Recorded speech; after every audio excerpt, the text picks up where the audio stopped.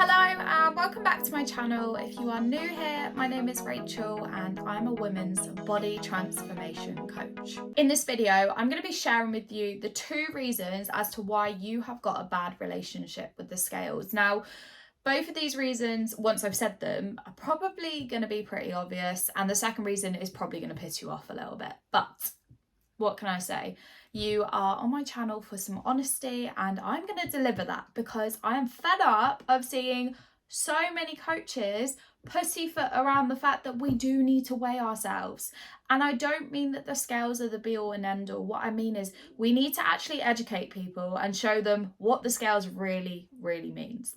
So when I start working with a client, when we get a new client join our team, one of the first things we explain to them is we are going to need them to weigh themselves daily. Now, look, just as a side note, a bit of a disclaimer before anyone comes at me here, I understand that you might have a bad relationship with the scales for whatever reason that might be. I appreciate there are a number of reasons. However, there are 2 things that we can do to overcome that, which I'm going to cover in this video.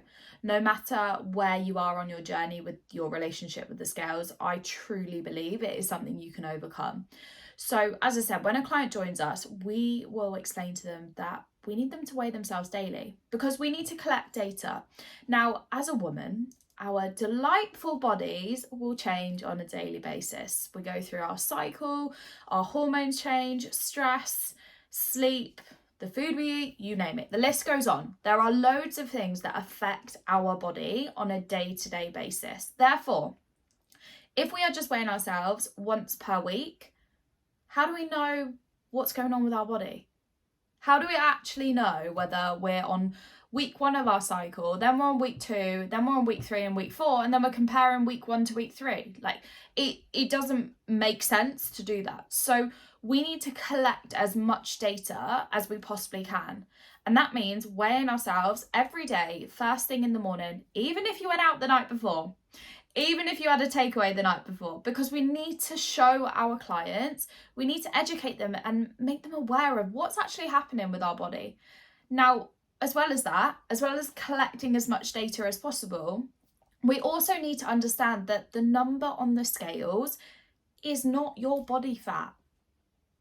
You are not 65 kilograms of body fat. You have 65 kilograms of weight stood on the scales.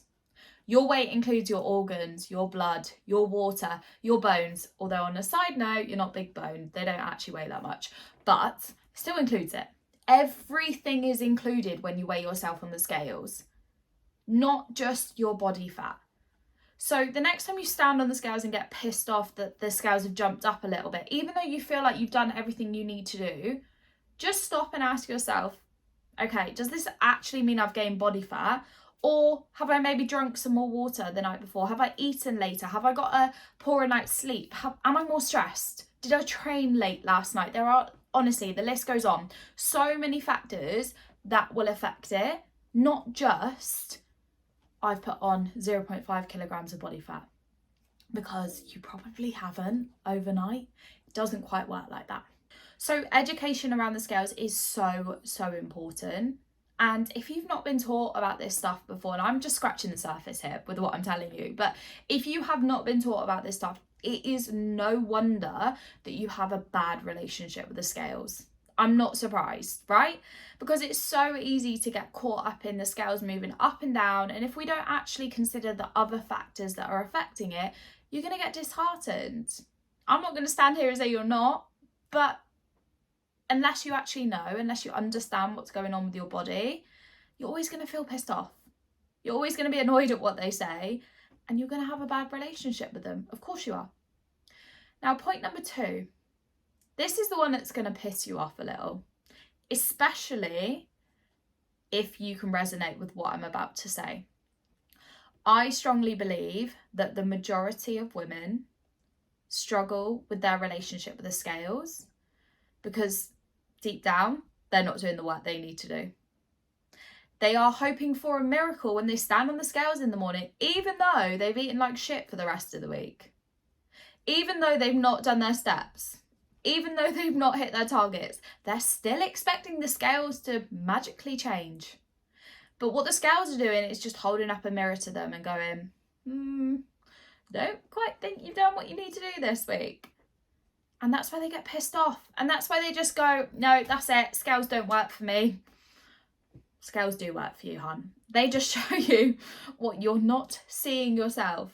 They're just opening your eyes to what you are not doing. And that's why people don't like it.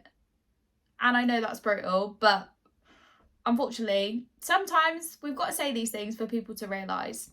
Now look, again, before I start getting loads of hate on stuff that I'm posting, just as a disclaimer, I understand there are other things that are going to affect it, right? I totally get that. But the majority of women, as I've said, are not doing what they need to do. Therefore, they're not getting the results that they want. And therefore, when they try and track their results using the scales, they get pissed off because the scales are literally going, no, you've not done what you need to do, and I'm going to prove it to you.